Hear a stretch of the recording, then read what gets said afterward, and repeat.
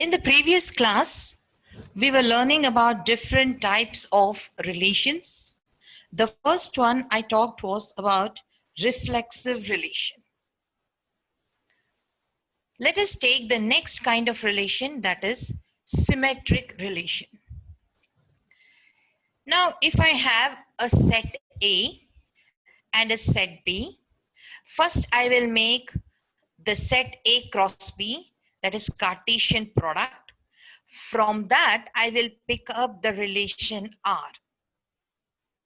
Now, how can I call this relation as symmetric relation? Suppose in this set, I have ordered pair A comma B. Then I must have B comma A also, such that A has been taken from the set A and B has been taken from the set B, and A comma B is from the set A cross B. Such a relation is called symmetric relation. Or in other words, I can say if A comma B is in the relation, then B comma A should also be in the relation. For example, I have a set that is having 3, 1, 6. And then I will take the set A again, 3, 1, 6. And I will make A cross A. So I'm not writing what is A cross A because there are many ordered pairs over here. I'm not writing. But I will make a relation from A cross A. Like I will take ordered pairs.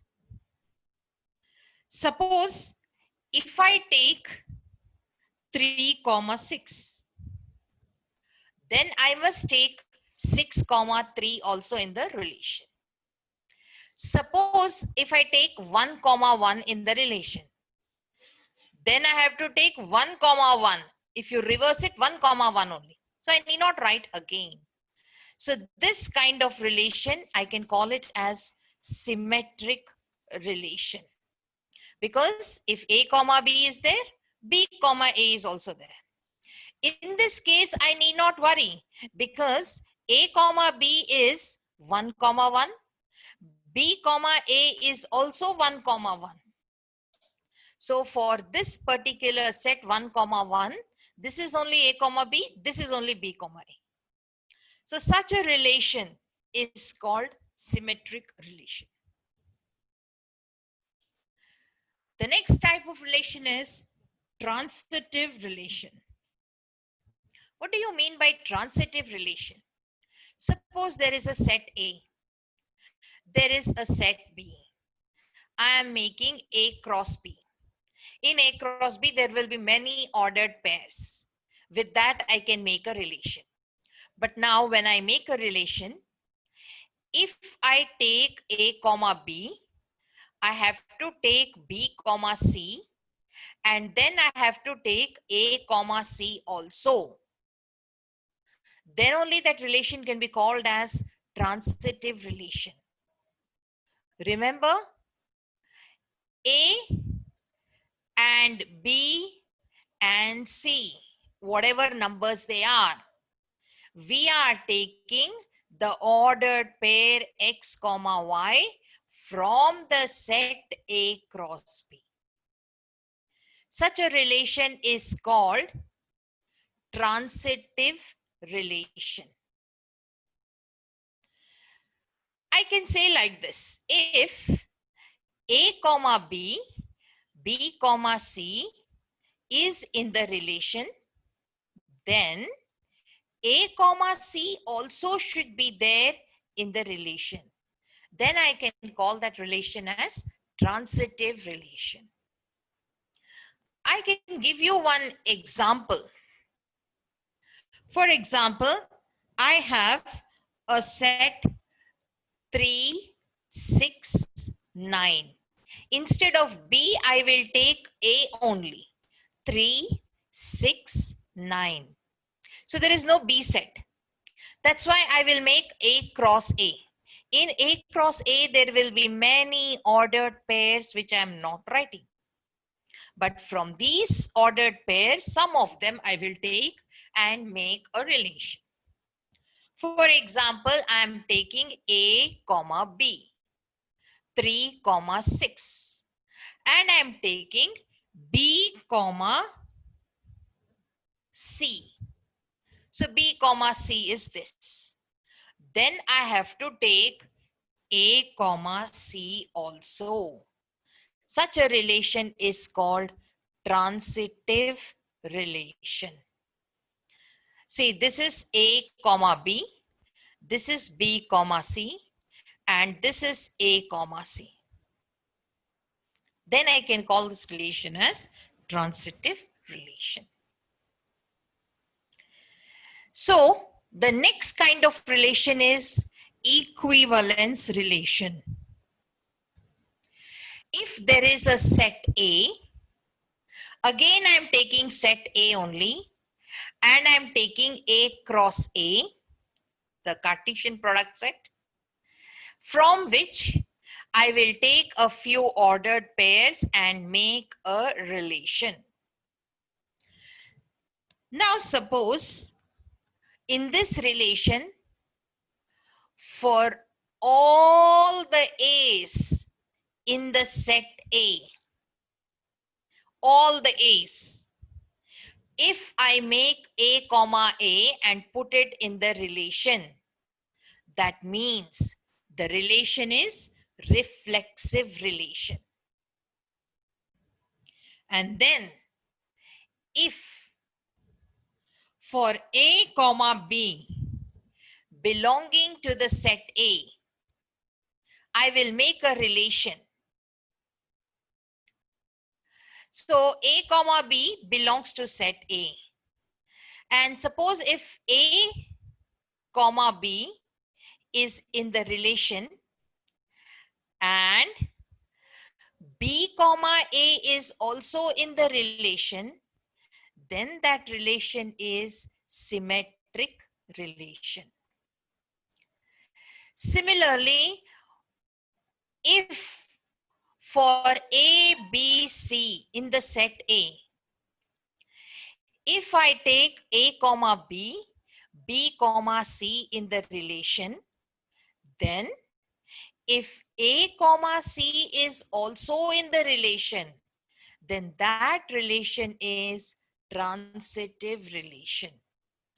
So how did I make the relation? I made the relation in such a way that it is reflexive, it is symmetric, it is transitive, all the three. Such a relation is called equivalence relation, which is combination of all the three.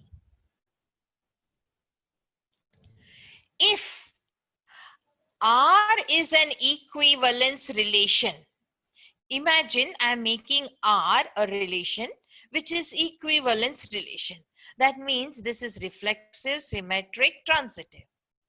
Then remember, R inverse also will be equivalence relation. The inverse also will be equivalence relation. That is just a small tip for you. Okay. Now we will discuss some operations on sets. Operations in the sense, not the operation the doctor does. It is just like what you have learnt in lower classes. In lower classes, you have learnt plus, minus, multiplication, divided by, and all. But in sets, you don't have that. What you have is first the union of two sets. What is meant by union of two sets? First, I will start with example. Suppose I'm taking the set A having the elements 1, 2, 3. And then I will take the set B having elements 2, 3, 4. Now, if I want to take union of both, that means union of A and B, A union B.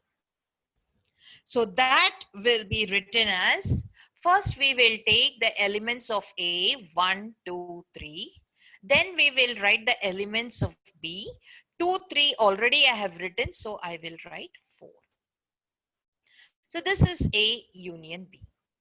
But how can I define A union B is, I will take all the elements X such that the elements belong to A or the elements belong to B. So these elements, these X's which I have taken, they either belong to A or they belong to B or they belong to both A and B. This is how I make A union B. That's the definition. The next definition is intersection. This is another kind of operation. So in this also I will take one example first. A is the set having elements 1, 2, 3. B is the set having elements 2, 3, 4. I will take intersection of the two sets A and B. That means I have to first see what are common. 2 and 3 are present both in A and B. So I have to take only 2 and 3 for A intersection B.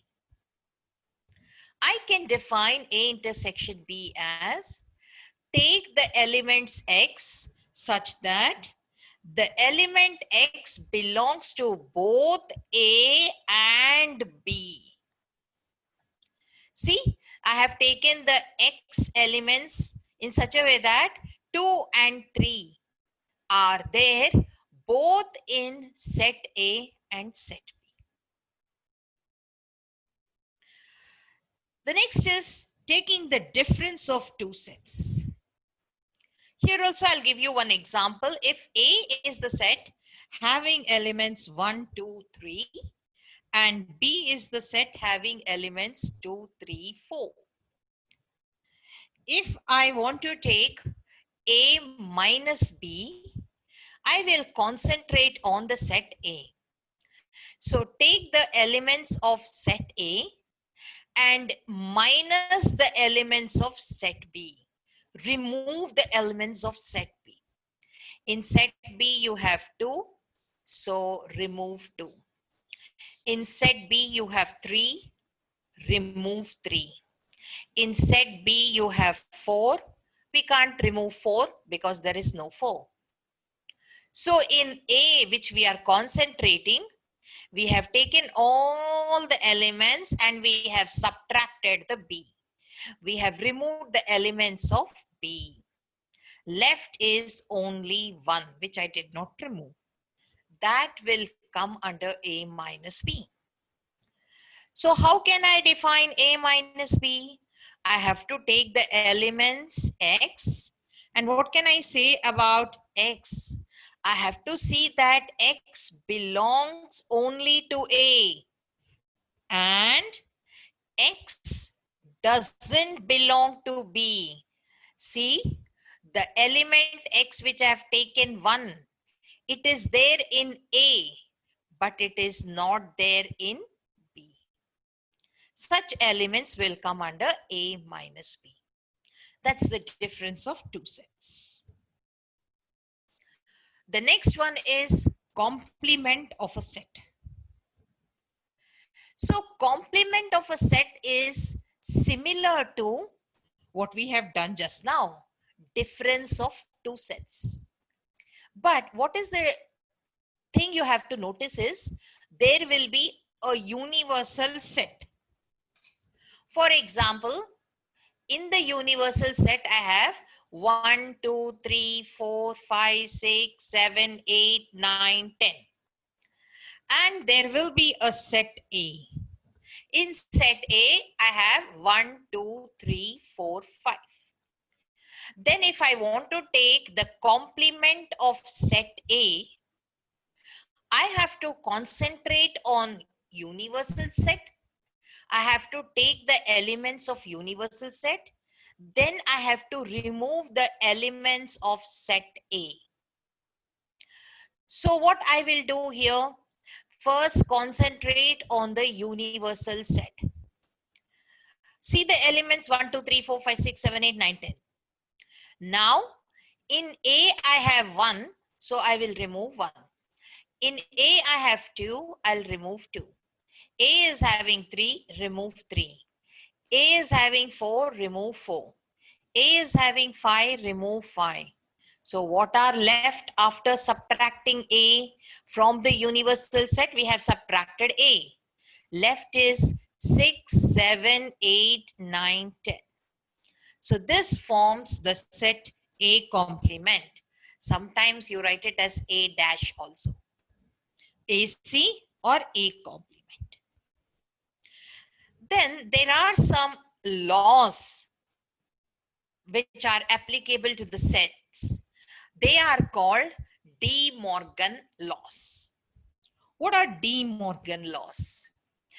If you want to find A union B whole complement, you can find first A complement, then find B complement and take intersection of both.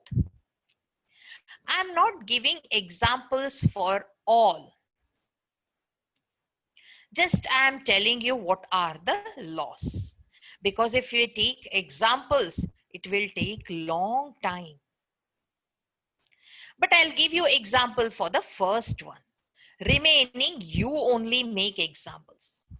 Like I will take U, universal set, 1, 2, 3, 4, 5, 6, 7, 8, 9, 10. Then I will take the set A, 2, 4, 6. Now, I have to take the set B also. So for set B, I will take 1, 3, 5. Then when I write A complement, I will write 1. I'll concentrate on universal. I'll write 1. I will not write 2. I'll write 3. I will not write 4. I'll write 5. I will not write 6. 7, 8, 9, 10. I will write for A complement. Then for B complement, I will see the universal set. I will not write 1. I'll write 2. I'll not write 3. I'll write 4. I'll not write 5. I will write 6, 7, 8, 9, 10, which are not there in B. Now, I will take, first of all, A union B. What is A union B?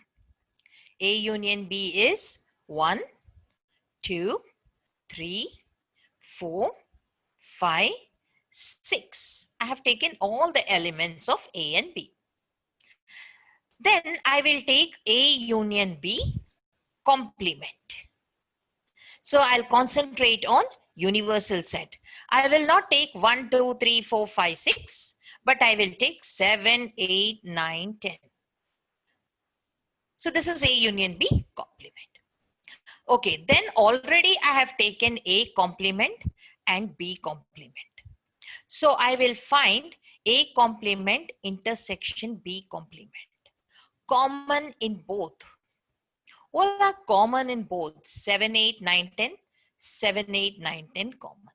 7, 8, 9, 10 common elements. So clearly you can observe. What can you observe? A union B whole complement is same as A complement intersection B complement. That is what I have written here. A union B whole complement is same as A complement intersection B complement. I have taken just one example for this first De Morgan's law. But Your homework is, as I have taken the examples here and I have shown the De Morgan's law, same way you can show the other De Morgan's laws. That will be your homework. So now I will be writing the other De Morgan's law, just reading them. You have to take examples and prove.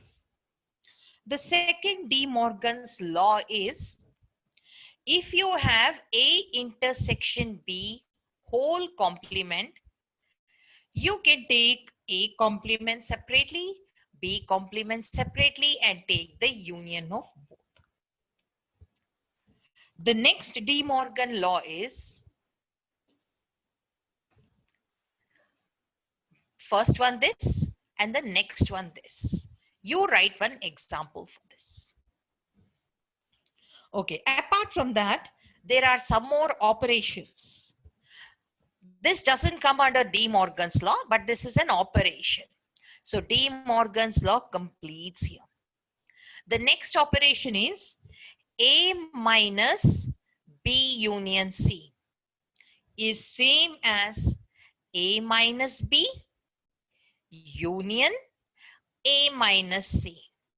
For this also, you can take one example and prove the left side, whatever you get, will be same as the right side. Okay, the next operation is A minus B intersection C is same as A minus B union A minus C. So there are two operations, just like distributive property. Just like distributive property you have learned in school. What are the distributive properties you have learned in school? I will write on the side. What you have learned, suppose you have A into B plus C. How will you write? A into B plus A into C. If you have A into B minus C, how will you write? A into B minus A into C. Just like that, in sets also, we have something like distributive property. If you have A minus B union C, how will you write? First you will write A minus B, then you will write A minus C, and you'll take intersection of both. Next, if you have A minus B intersection C, how will you write? Take A minus B, take A minus C, and take union of both. So with this, we have completed a few operations on sets. On the next grounds, we have distributive laws. Just now what I told, distributive laws of the same type, even in sets. Like if you have A union B intersection C. First you can write A union B, then you can write A union C and take intersection of both. Similarly, if you have A intersection of B union C, first you can take A intersection B, then take A intersection C, take union of both. For these also, you can take some examples and prove that the left side set will be same as the right side set. Okay, coming to commutative laws, A union B will be same as B union A, and A intersection B will be same as B intersection A. The next is associative laws. Under this, A union B union C is same as A union B union C. There is one more associative law. A intersection B intersection C will be same as A intersection B intersection C. Apart from this, we have some more properties and I will list out them. Not associative laws, but different properties. That is, A intersection empty set will be empty set. A intersection universal set will be A. A union empty set will be A. A union universal set will be universal set. Then these are also some properties. If A intersection B you take, it will be subset of A. But if you take A intersection B, it will be subset of B also.